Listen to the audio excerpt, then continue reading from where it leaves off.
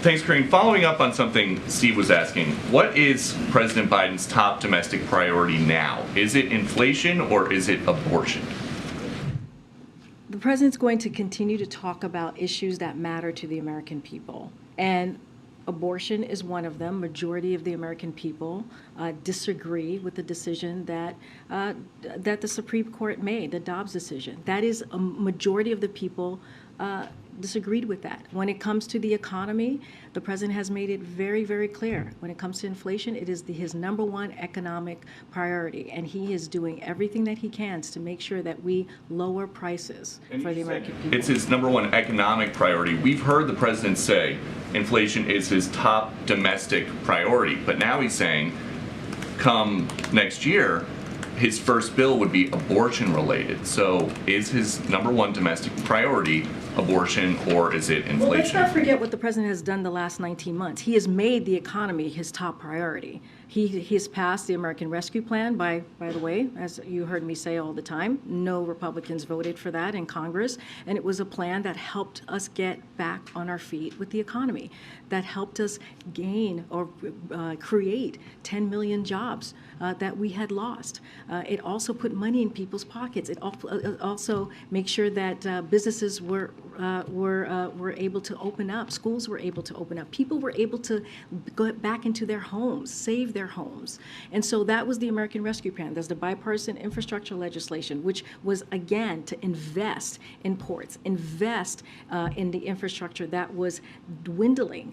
And so that is something that he did. The Inflation Reduction Act, that is lowering cost for the American people. He is working on the economy every day. We just announced yesterday, hearing aids. 30 million people are going to benefit from hearing aids, saving thousands of dollars a year. So that's working on the economy every day. So you said he's been working on the economy every day for 19 months. Now Bloomberg economists are forecasting a 100% chance of a recession. So how is it that we can be barreling towards a recession and the economy is, as the president says, strong as hell?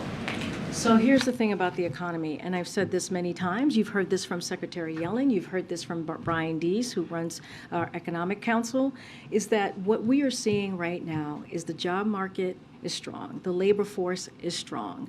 And that is not what we see usually before a recession.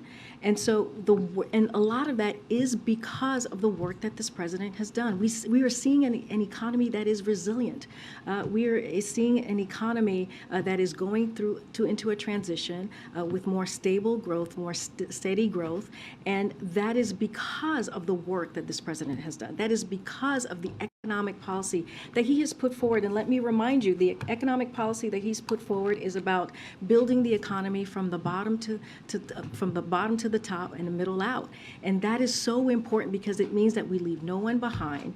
It means that there's equity at everything that he puts forward. And so again, you're going to hear from the president about gas prices. That's, again, trying to make sure that we continue to keep prices low for the American people. Last one, just if President Biden keeps going to the petroleum reserves when there are energy problems, is he giving up on his campaign pledge to end fossil fuel?